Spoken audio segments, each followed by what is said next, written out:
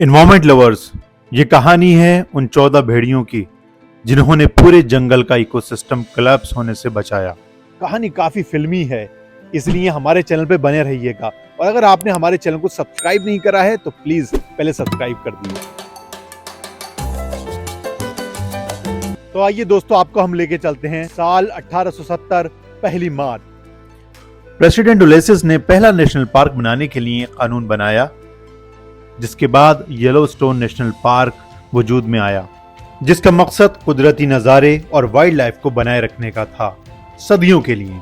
National park ने बहुत सारे नेटिव स्पीशीज को तो बचाया, लेकिन बहुत से नरभक्षी जानवर जैसे भेड़िए इन्हें बचाने में नाकाम रहा, जिसका नतीजा ये निकला कि साल 1926 आते आते एक भी नॉर्दर्न रॉकी माउंटेन भेड़िया नहीं बचा और वो एक्सटिंक्ट हो गए।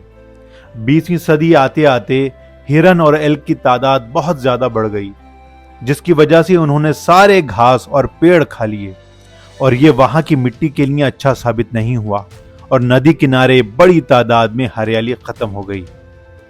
इस घटना ने शिकारी और शिकार के बैलेंस को खत्म कर दिया, जिसने जंगल का पूरा इकोसिस्टम हिला दिया। भेड़िए क्योंकि एल्क खाते थे तो अब उनकी तादाद बहुत तेजी से बढ़ने लगी और वो बहुत तादाद में चारा खाने लगे।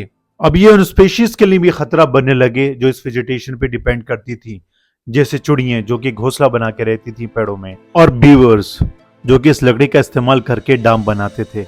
और जब बीवर डाम बनाना रुके तो नेटिव फिश स्पीशीज की तादाद भी बहुत तेजी से घटना शुरू हो गई। और जब फिश घटी तो जो जानवर उन्हें खाते थे जैसे लोमड़ी और भालू, उनकी प्रजाति भी गायब होने लगी। सिर्फ एक स्पीशीज के खत्म होने से पूरे इकोसिस्टम पर कितना बड़ा असर पड़ा। 1974 में ग्रेट वोल्फ को ऑफिशियली विलुप्त प्रजाति घोषित कर दिया गया और उसे एंडेंजर्ड स्पीशीज एक्ट में डाल दिया गया।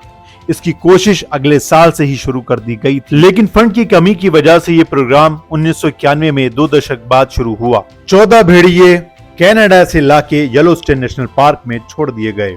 हिरनों की तादाद 15,000 से घटकर न सिर्फ 6,000 रह गई, साथ ही साथ एल्क्स ने येलोस्टोन पार्क आना ही छोड़ दिया और अगर आ भी जाते तो भेड़िए उन्हें शिकार कर लेते।